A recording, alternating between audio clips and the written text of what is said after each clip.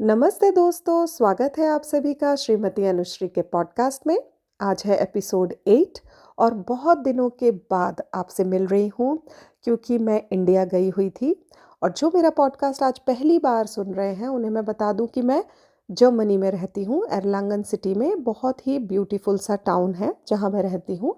तो इंडिया गई थी अपनी मदर से मिलने के लिए। मेरी maternal side of family Indore में रहती है और अपनी बहनों से मिली, बहुत सारा मेमोरेबल टाइम स्पेंड किया अपनी फैमिली के साथ। अब मेरे लिए ना ये चैलेंजिंग इसलिए भी था कि मैंने कभी भी सोलो ट्रैवल इंटरनेशनली किया ही नहीं है। अकेले मैं कहीं नहीं गई हूँ। तो जब मैंने ये सोचा कि मुझे बहुत याद आ रही है, मुझे जाना है, तो मेरे हस्बैंड ने मुझे एनकरेज किया कि तुम जाओ। मेरे बच्चों ने भी बोला कि yes mama you should go. तो घर से तो कोई रिस्ट्रिक्शन नहीं था, पर सारी जो उलझन थी वो खुद में ही थी कि मैं कैसे करूँगी। क्योंकि क्या होता है ना, बहुत टाइम तक जब आप इंडिपेंडेंटली चीज़ें करना बंद कर देते हैं तो आपके अंदर अलग अलग तरीके की एंग्जाइटी डेवलप हो जाती है। घर से निकलने की, किसी से कुछ पूछने की, कोई भी काम को अटेम्प्ट करने की, आपको एंग्जाइटी और नर्वसनेस और अननेसेसरी कन्फ्यूजन आपके दिमाग में हो जाता है, जो सारी सिचुएशन मेरे साथ थी। मतलब आप सोचिए कि एयरपोर्ट पे जाना और वहाँ की जो भी प्रोसीडिंग्स है उसको फॉलो करना एक सेट पैटर्न में होता है। लेकिन बार-बार मैं अपने हस्बैंड से पूछ रही हूँ कि अच्छा तो इमिग्रेशन क्या होता है? फिर सिक्योरिटी क्या होता है? तो इमिग्रेशन पहले आता है कि सिक्योरिटी आता है? तो इमिग्रेशन कब होगा? और फिर मेरा बैगेज कहाँ दूँगी मैं? All that. मुझे ऐसा लगता है कि the moment you enter on the airport आपको धीरे-धीरे चीज़ें सब अपने आप समझ में आएगी, क्योंकि एक के बाद एक चीज़ें होती हैं। और it is not a very big मतलब जिसे कहिए कि साइंस कोई नहीं है। आप इट्स अ प्रोसेस जो आप करते-करते समझ जाओगे, है ना? लेकिन आपको खुद से कुछ चीज़ें प्रैक्टिकल करना पड़ता है, आप इस तरीके से सुन के नहीं सीख सकते। और फिर अकेले अपना लगेज हैंडल करना और खुद की पैकिंग करके और जाना इटसेल्फ में मुझे लगता है एक करेज की बात है अगर आपने नहीं किया। और मैं ऐसा इसलिए कह रही हूँ कि I am 43 now. So imagine 43 years की एज में मैं हूँ और मैं कभी भी अकेले कहीं नहीं गई। तो जब मैं इंडिया गई, मैंने बहुत कुछ अनुभव किया, बहुत कुछ अच्छा बुरा सीखा, समझा, देखा। और चाहती थी वहाँ जाके भी पॉडकास्ट बनाऊँ, पर वहाँ पे भी मैं एक मोटिव के साथ गई थी और अपने जीवन में आगे कुछ करना चाहती हूँ, उसकी प्लानिंग के लिए गई थी। तो most of the time I was either busy, अपनी मम्मी के साथ बहुत सारा टाइम स्पेंड किया, तब भी चाहती थी कि पॉडकास्ट रिकॉर्ड करूँ, बट समहाउ हो ही नहीं पाया। और पर आज जब बैठी हूँ, वो सारी चीज़ें याद कर रही हूँ, तो आई थिंक एक स्टेबल माइंडसेट से आपके साथ बातें शेयर कर पाऊँगी। तो इस पॉडकास्ट को एंड तक ज़रूर सुनिएगा, क्योंकि जैसा कि आपने देखा होगा थंबनेल में कि किस रूप में आपको नारायण मिल जाएंगे, आपको नहीं पता। हमसे जैसे सब कहते हैं ना कि अपने कर्म अच्छे करिए, सोच समझ के करिए, क्योंकि कब आपके कर्म आपके सामने आएंगे किस तरीके से आप नहीं जानते। और जब सब गलत हो रहा होता है, तब कभी न कभी ऐसा ज़रूर होता है कि इंसानियत आपके सामने आके खड़ी हो जाती है और कोई ना कोई आपकी मदद के लिए आगे आ जाता है। तो इसीलिए आपको भी दूसरों की मदद करनी चाहिए। इस पॉडकास्ट के बाद डेफ़िनेटली आपको फ़ील होगा और इंसानियत पे थोड़ा आपका भरोसा और बढ़ जाएगा। और मुझे ऐसा लगता है कि ये पॉज़िटिव फ़ीलिंग इटसेल्फ में बहुत रिक्वायर्ड है आज के एनवायरनमेंट में, जहाँ पे नेगेटिविटी बहुत जल्दी हम तक पहुँचती है, हिट भी करती है हमें। लेकिन पॉज़िटिव बातें हम जितनी शेयर करें एक दूसरे से, जितने अपने दिमाग को पॉज़िटिव ज़ोन में रखें, वो हमारी मेंटल हेल्थ के लिए भी बहुत अच्छा है। तो चलिए अब without wasting any more time मैं आपसे शेयर करती हूँ अपना अनुभव। तो यहाँ से मतलब एर्लांगन से हमें न्यूनबर्ग जाना होता है अपनी कनेक्टिंग फ़्लाइट लेने के लिए। न्यूनबर्ग जो है हमारा यहाँ का लोकल जो छोटा एयरपोर्ट होता है डोमेस्टिक, वो है। वहाँ से हम फ्रैंकफर्ट, म्यूनिख या किसी भी बड़े एयरपोर्ट पे जाते हैं जहाँ से कनेक्टिंग फ़्लाइट होती है। तो जब मैंने फ़्लाइट बुक की थी तब तो ऐसी कोई भी सिचुएशन नहीं थी, कोई अटैक वगैरह नहीं हुए थे। और जिस दिन मैं निकली हूँ 28 फरवरी को, उस दिन जब मेरे हस्बैंड मुझे न्यूनबर्ग ड्रॉप करके आए, ऐसा उन्होंने मुझे कहा कि घर आते ही हमारे क्लोज़ फैमिली फ्रेंड हैं, उन्होंने फ़ोन करके बताया कि ऐसा-ऐसा हो गया है, भाभी कहाँ हैं? और कुणाल ने बोला कि मैं तो उसे छोड़ के आ गया हूँ एंड आई थिंक अब तक तो वो फ्लाइट ले चुकी होगी। तो मुझे तो बताने का कोई ना मौका मिला, ना मुझे पता था। और यहाँ पे सब जर्मनी में मेरे फ्रेंड्स वगैरह सारे नर्वस हो रहे थे कि अरे ये चली गई है और कैसे क्या होगा। तो अब आते हैं मेरी फीलिंग पे। मैं तो ऑलरेडी अपनी ही उलझन में थी।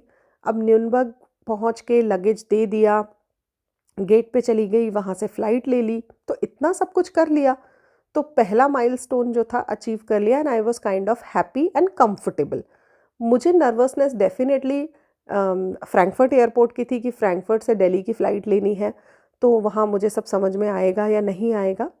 तो जब मैं उतरी फ्रैंकफर्ट एयरपोर्ट पे, तो इसकी भी एक ना बैकग्राउंड स्टोरी है कि जैसे मैंने कहा कि हम बहुत नर्वस होते हैं ना कोई भी काम करने के पहले, और प्रोसेस तो आपको फ़ॉलो करने से ही ज़्यादा समझ में आती है। कोई आपको बता दे तो डेफ़िनेटली आप स्टिल कन्फ्यूज़ ही रहेंगे।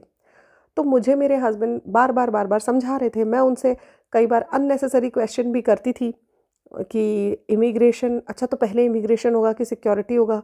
तो फिर मैं अगर ये नहीं कर पाई या वो नहीं कर पाई, और वो मुझे कहते थे कि सब कुछ वन बाय वन होगा, तुम नर्वस मत हो एंड आई थिंक तुम कर लोगी। और फिर उन्होंने मुझे कहा कि तुम ऐसा करना, जब तुम प्लेन के बाहर निकलोगी तो जहाँ क्राउड जा रहा है ना उनके पीछे-पीछे चलने लगना और किसी से फिर पूछ भी लेना। तो मैंने कहा ठीक है।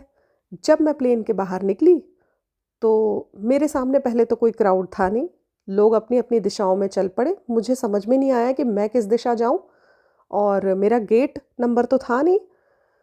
तो मैंने सोचा अब इसको पता कैसे करूँ? तो किसी से पूछा कि गेट नंबर कहाँ दिखेगा? उन्होंने कहा ये डिस्प्ले है, इसमें देख लीजिए। एंड जेन्युइनली मुझे उस डिस्प्ले पे कुछ समझ नहीं आया। मुझे नहीं समझ आया इसे कैसे पढ़ते हैं, कैसे देखते हैं। तो मैंने बस अपने इंस्टिंक्ट को फ़ॉलो करके मैं एक तरफ चलने लगी। और ये मेरी टिप उन सभी लोगों के लिए भी है जो मेरी तरह सोचते हैं या कभी अकेले नहीं गए हैं। तो आप जिस भी एयरलाइंस की फ़्लाइट लेने वाले हैं, आप देखिए एयरपोर्ट पे उनके वर्कर्स, ऑफ़िशियल्स घूमते रहते हैं। तो क्या होता है कि नॉर्मली हम अगर किसी दूसरे इंसान से पूछ रहे हैं जो ऑलरेडी अपनी फ़्लाइट के लिए भाग रहा है, तो शायद वो आपकी हेल्प ना करे। बट ये जो लोग हैं ना जो घूमते रहते हैं, जो काम करते हैं एयरपोर्ट पे, ये रुक के आपकी मदद कर देंगे। तो मैंने भी ये सीखा कि जब मैं किसी भी ट्रैवलर से हेल्प सीख करती थी तो वो ऑलरेडी अपनी हरी में है ना? वो किसी न किसी, तो वो हो सकता है आपकी उतनी मदद ना कर पाएँ। तो मैंने उनसे पूछा, एक एयर इंडिया की ही लेडी मुझे दिखी और लकीली उन्होंने स्कैन करके मुझे बताया आपका गेट नंबर ये है, आप यहाँ चले जाइए, लिफ्ट लेके आप ऊपर चले जाइए। तो मैंने वही किया और मैं बड़ी खुश कि चलो मुझे इतना तो समझ आया, और मैं टुवर्ड्स माय गेट वॉक करना शुरू कर दी। अपने गेट पर आ भी गई टाइमली, एंड मैंने तुरंत अपने हस्बैंड को फ़ोन किया कि मैं आ गई हूँ यहाँ पे, आई एम सो हैप्पी। और फिर मैं थोड़ी रिलैक्स हो गई। तब तक मुझे मेरे हस्बैंड ने कुछ नहीं बताया था, और क्योंकि उन्हें भी लगा होगा कि अभी तो मैं खुद ही इतनी नर्वस हूँ और शायद और ज़्यादा नर्वस ना हो जाऊँ ये सब सुनकर। फिर मैं वॉशरूम गई, अच्छे से मैंने कोम्ब किए अपने बाल, थोड़ा-सा मेकअप अप्लाई किया, और फिर वहाँ एयरपोर्ट से परफ्यूम खरीदा, कुछ लिपस्टिक्स वगैरह भी खरीदी, and I was enjoying my self क्योंकि मैं थोड़ी रिलैक्स हो गई। फिर मैंने अपना व्लॉग भी थोड़ा शूट किया जो आप देखेंगे मेरे चैनल पे, ज़रूर देखिएगा। तो किया और घर पे बात करी, अपने दोस्तों से बात करी, सबको अपडेट दिया कि भाई मैं आ गई हूँ फ्रैंकफर्ट एयरपोर्ट और मुझे तो बहुत अच्छा लग रहा है and I am feeling kind of confident. जब मैंने फ्रैंकफर्ट एयरपोर्ट पर फ़्लाइट ली, और तब तक मुझे बिल्कुल आइडिया तो था नहीं कि कुछ भी हो रहा है बैकग्राउंड में, लेकिन जहाँ तक मुझे याद आ रहा है शायद मैंने अपने किसी दोस्त से बात करी थी और उन्होंने मुझे बताया कि किसी ने किसी पे अटैक कर दिया है और ऐसा-वैसा, बट शायद मैंने उसे सीरियसली भी नहीं लिया। और मैंने सोचा कि ठीक है, व्हाटएवर होता रहता है, और मैंने तो अपनी फ़्लाइट ले ली। अब फ़्लाइट नॉर्मली जो होती है हमारी फ्रैंकफर्ट से दिल्ली की 7 आवर्स 40 मिनट्स या 8 आवर्स समथिंग की होती है, और मुझे याद है कि हम मोर देन 10 आवर्स फ़्लाइट में रहे। तो बहुत लंबा, क्योंकि शायद फ़्लाइट जो है घूम कर गई, तो by the and I was like really tired, और मुझे लग भी रहा था कि ये क्या ही हो रहा है, इतना लंबा फ़्लाइट। पर क्योंकि देखिए आपकी जो फ़्लाइट 12:30 बजे अराउंड लैंड होती है, वो 3 सवा 3 बजे लैंड हुई है। तो काफ़ी लंबा समय ले लिया।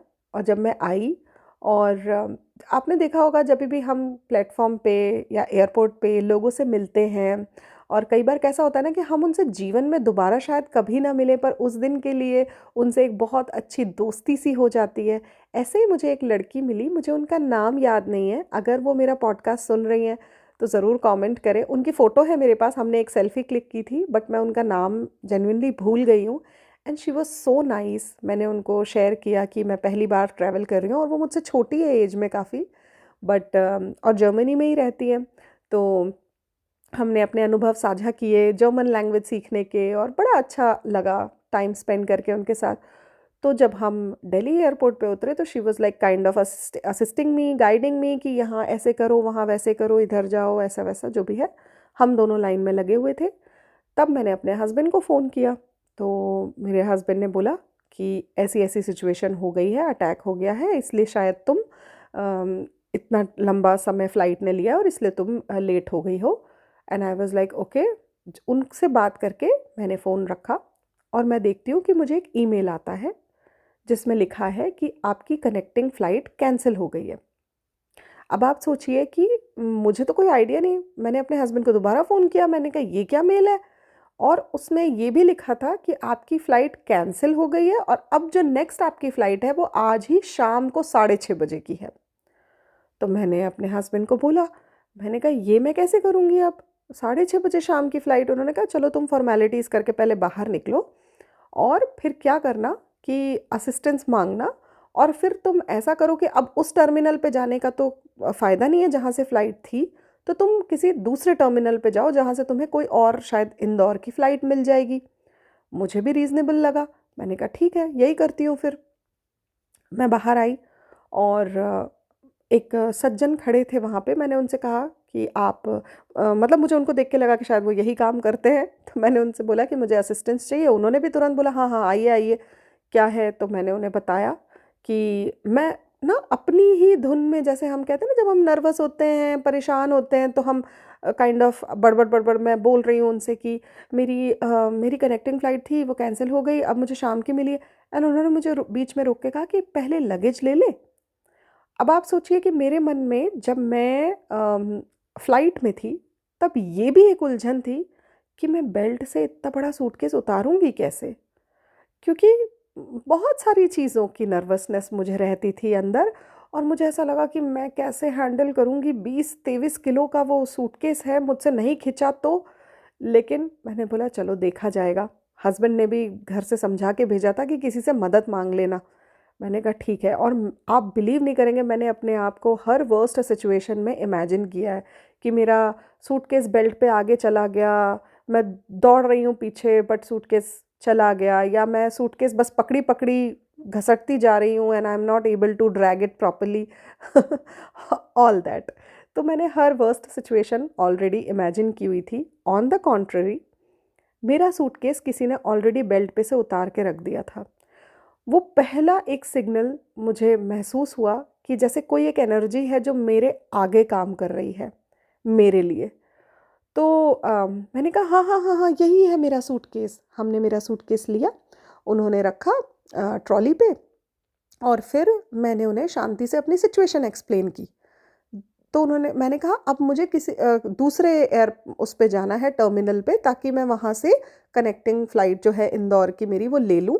और तो ये जो सज्जन हैं, ये एयरपोर्ट पे ही काम करते हैं और बहुत ही अच्छे इंसान। उनका नाम मैं यहाँ मेंशन नहीं करूँगी क्योंकि उन्होंने भी अलाउ नहीं किया मुझे। और एक बात ये भी होती है कि प्राइवेसी मेंटेन करनी भी पड़ती है, पर वो इतने अच्छे इंसान, इतने हेल्पफुल, तो दिल से आज भी बहुत सारा धन्यवाद निकलता है मेरे। और मुझे ऐसा लगता है कि ऐसे ही लोग दुनिया में एग्ज़ाम्पल सेट करते हैं। तो उन्होंने मेरे से कहा कि क्यों ना हम यही फ़्लाइट टारगेट करें? तो मैंने कहा आप क्या कह रहे हैं? ये तो कैंसल हो गई है ना? तो उन्होंने कहा नहीं, नहीं, 5:15 की बोर्डिंग थी ना, चलिए वहाँ काउंटर पर चलते हैं, मैं वहाँ जानता हूँ किसी को, शायद उनसे बात करके कोई सॉल्यूशन निकले। बस उन्होंने ऐसा कहा और काइंड ऑफ समय इतना कम था, उन्होंने कहा देखिए टाइम बहुत कम है, जल्दी चलिए। तो मुझे लगा ठीक है चलो let's give it a try, क्योंकि एनीवेज़ फिर दूसरे टर्मिनल पे तो जाना था अगर कुछ नहीं होता तो।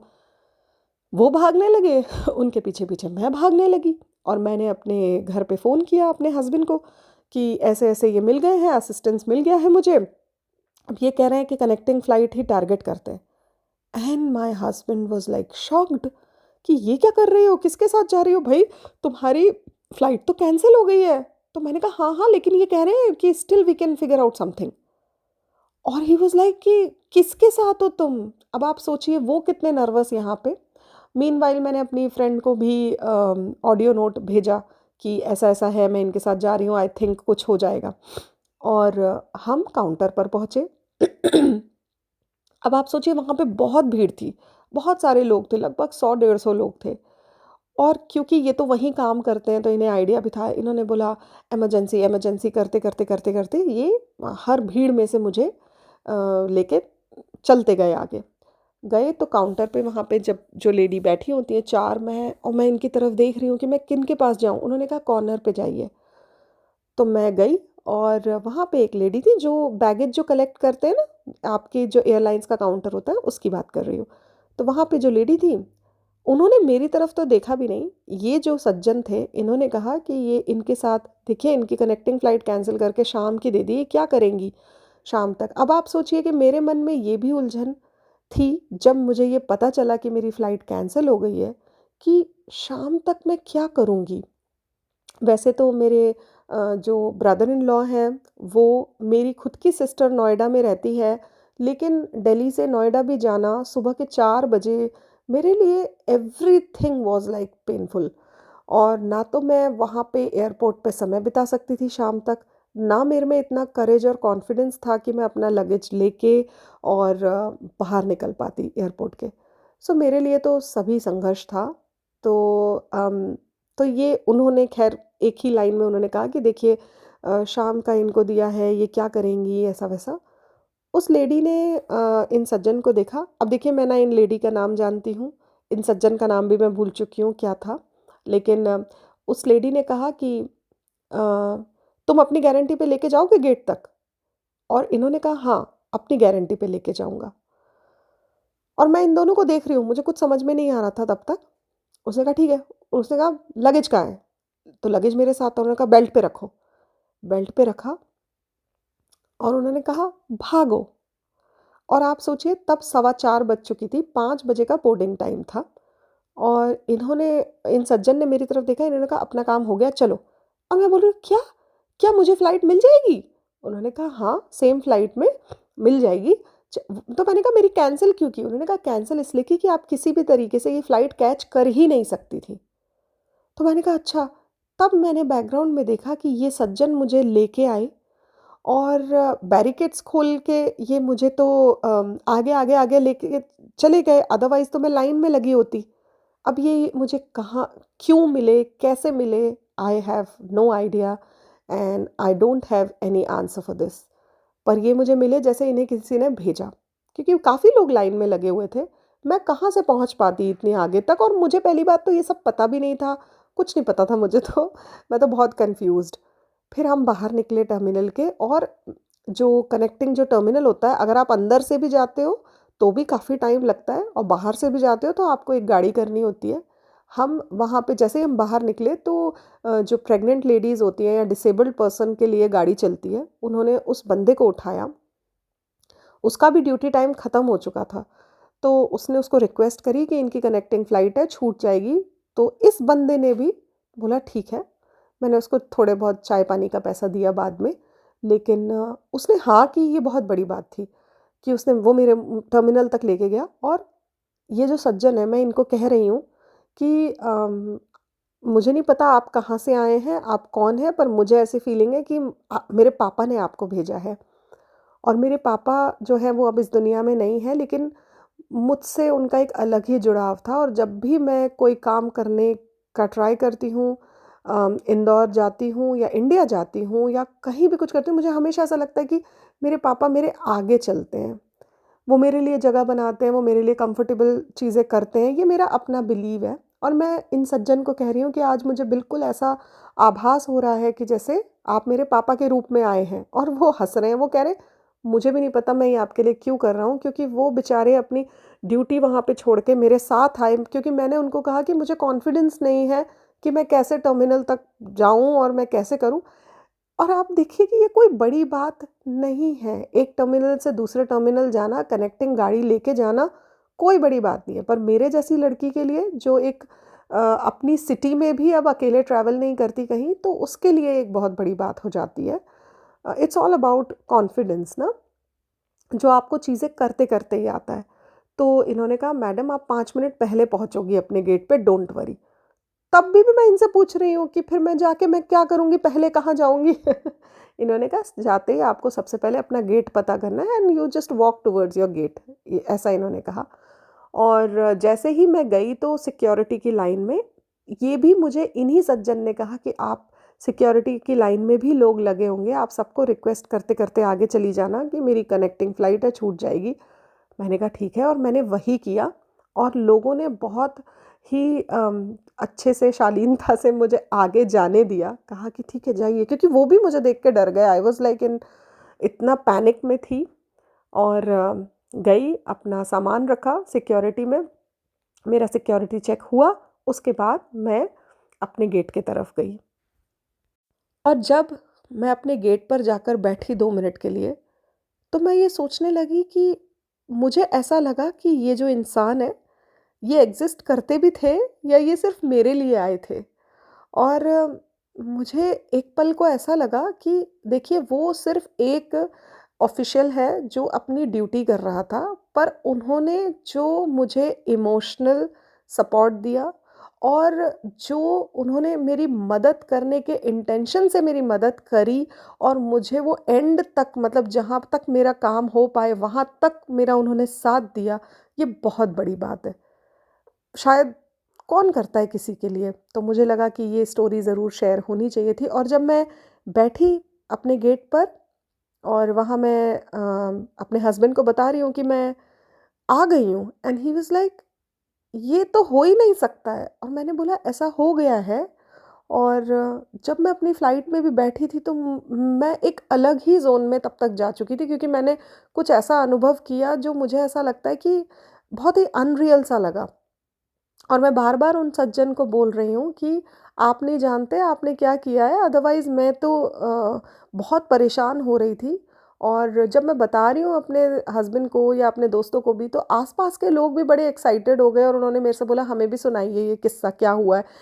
And they all were equally excited, क्योंकि जब हम कोई अच्छी बात सुनते हैं, किसी का कोई अच्छा कारनामा सुनते हैं, तो हमें अच्छा लगता है ना, और हमें एक पॉजिटिविटी फील होती है। और मुझे ऐसा लगता है आज की दुनिया में ऐसी ही पॉजिटिविटी की रिक्वायरमेंट है।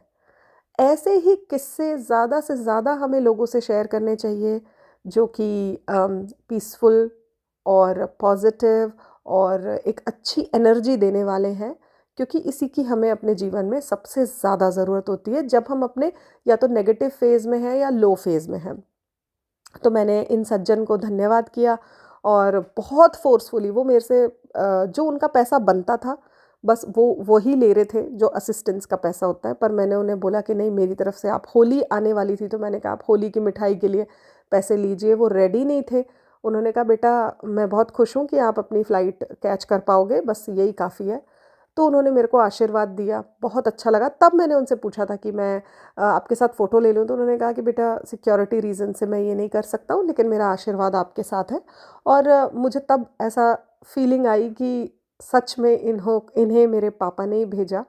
और इंसानियत पे, ईश्वर पे विश्वास और बढ़ गया, और ये विश्वास भी बढ़ गया कि शायद कोई ना कोई मेरा कर्म मेरे सामने आया उस पॉइंट पे। और मेरी माँ मेरा इंतज़ार कर रही थी। मैं इतनी नर्वस थी, अकेले अगर मेरे साथ कोई भी मिसहैपनिंग हो या कोई भी नेगेटिव एक्सपीरियंस हो जाता, तो शायद मेरा कॉन्फिडेंस गिर जाता, जो हुआ नहीं, ईश्वर की कृपा से।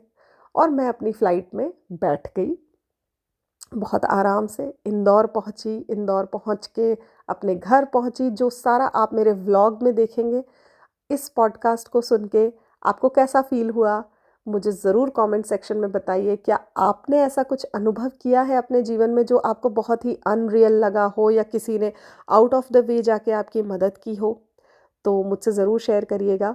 तो ये मेरा था अनुभव यहाँ से इंदौर तक की फ़्लाइट का और मेरा पर्सनल एक्सपीरियंस कि कैसे बहुत ही लो कॉन्फिडेंस के साथ मैंने एक जर्नी शुरू करी और आज जब मैं जब मैं देखती हूँ अपने आप को तो ये फ़ील करती हूँ कि कितना आसान था सब कुछ, यूँ ही नर्वस हो रही थी। तो अगर आप भी किसी काम से डरते हैं तो उसे करने की कोशिश ज़रूर करिए, प्रॉपर प्रिकॉशन के साथ में, प्रॉपर नॉलेज के साथ में। अपना अनुभव भी मेरे साथ ज़रूर साझा करिए। मेरे पॉडकास्ट को सुनकर आपको कैसा लगा मुझे बताइएगा। मेरा ये जो एक्सपीरियंस मैंने आपके साथ शेयर करा, ये आपको कैसा लगा ये भी बताइएगा।